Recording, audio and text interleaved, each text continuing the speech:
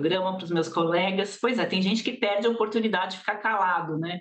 Tem ali a chance de estar dentro do Supremo, né? Sabendo que está todo mundo acompanhando ali o seu trabalho e acaba, né, trazendo um exemplo que não tem nada a ver, né, com o que a gente está acompanhando. É sempre bom lembrar, né, que essas pessoas estão sendo julgadas porque elas tramaram um golpe no país, né, uma tentativa de golpe de Estado. Foram várias tentativas ali até chegar ao ponto, né, de tentar tomar o poder pela força. Tem até um autor que eu gosto bastante, que é o Yasha Mounk, um livro dele que é O Povo contra a Democracia, Diego, e quem quer acompanhar sobre esse assunto, eu recomendo a leitura, e que ele coloca, né, que a metade dos governantes populistas, né, autoritários, como é o caso do Bolsonaro, eles tentaram se permanecer no poder mudando a Constituição e não por meio de golpe de Estado.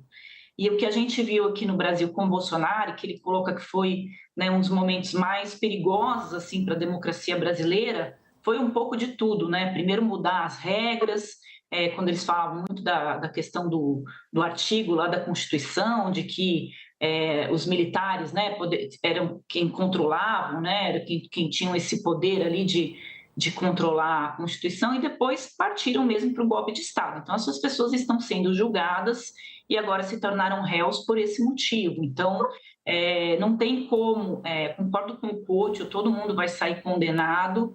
A questão da dosimetria da pena, o que eu mais escuto, inclusive de ministros do Supremo, é que isso vai ser feito, mas para os que estão presos pelo 8 de janeiro, pelas invasões, pelo que a gente já viu ocorrer ali na esplanada dos ministérios, né, de quebra-quebra, de destruição.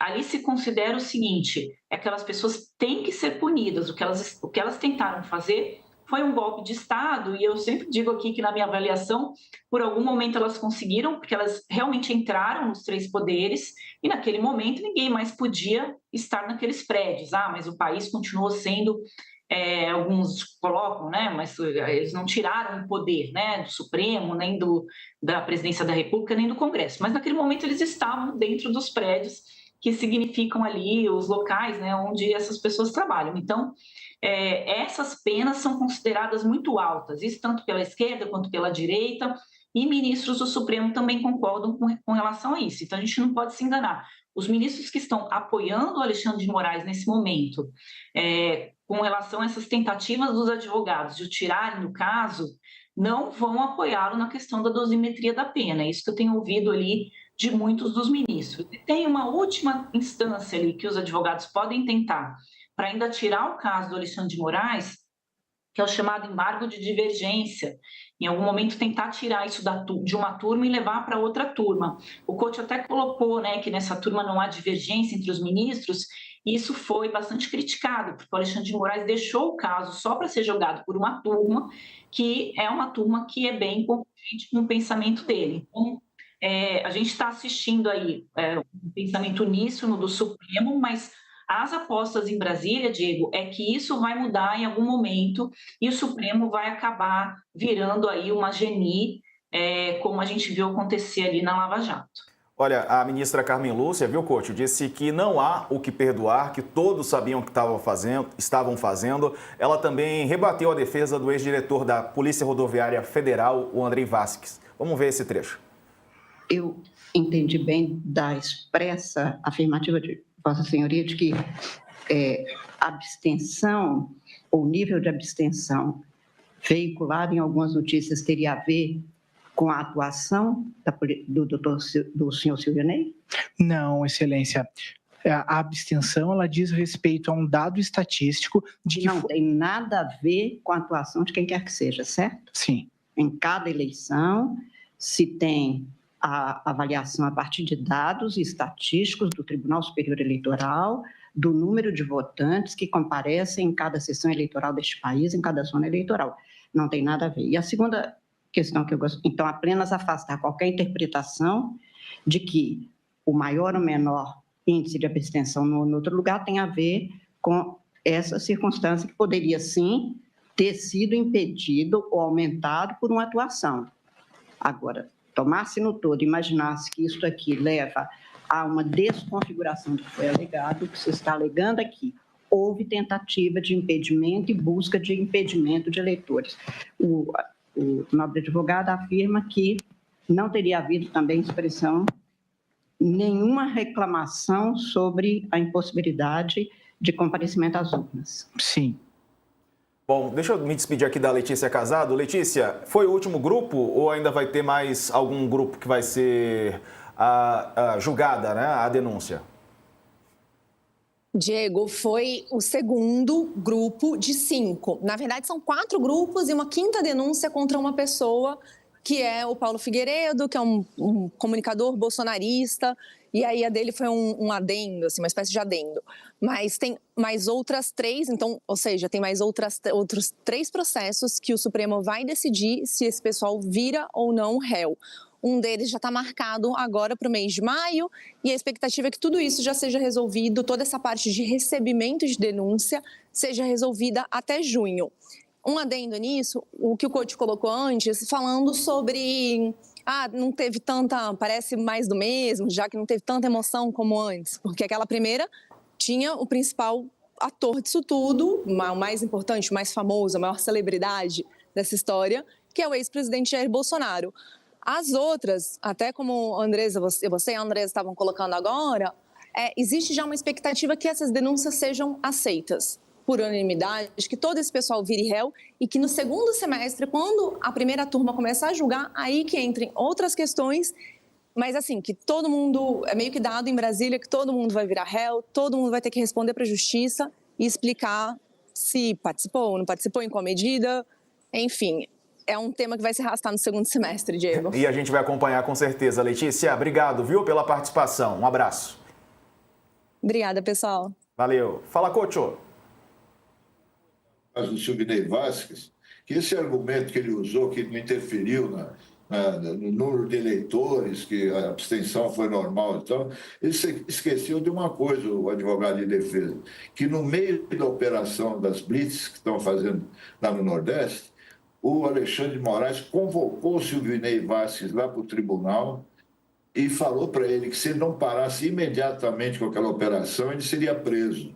E foi aí que parou. E realmente aí não houve maior interferência no resultado daquelas urnas. Mas se deixasse ele ir até o fim, poderia sim ter um efeito que era o que eles esperavam, de diminuir a votação do adversário do Bolsonaro. E, Calil, a gente lembra que os locais escolhidos eram os locais onde o presidente Lula, teoricamente, teria mais votação, né? Teria uma predileção do eleitor a votar no presidente Lula. Durante o julgamento teve, inclusive, uma das coisas que, agora eu não me lembro se foi o ministro Flávio Dino, inclusive, que chamou atenção para isso, de que, a Carmen Lúcia também, de que esse material foi amplamente divulgado na imprensa, né? Quando a gente lembra do período das eleições, foram várias denúncias, quem acompanhou nas redes sociais sabe que, inclusive, eleitores começaram a postar nas redes sociais, mostraram fotos, então a gente tem um conjunto de evidências muito robusta da tentativa de obstrução da votação nesses determinados locais. Andresa, quando a ministra Carmen Lúcia diz não há o que perdoar, todos sabiam o que estavam fazendo, ela deixa um recado claro também, né? Pois é, no julgamento do Bolsonaro, os ministros também já deixaram claro que estão muito convictos, né, das suas opiniões, o que eu acho um pouco complicado, porque não dá para ser um teatro, né? Ali eles estão apresentando as defesas, né? Os advogados ainda fazendo a sustentação oral ali, das defesas, e os ministros já estão bastante convictos com base em tudo que vivenciaram e viram dos seus julgamentos. Então, não há a menor hipótese, os advogados podem se esforçar bastante ali, que vai ser quase impossível, né? Que os ministros que estão naquela turma mudem de posição. Então, a própria Carmen Lúcia, quando foi o julgamento do Bolsonaro, ela pediu a palavra ali no final e fez um amplo...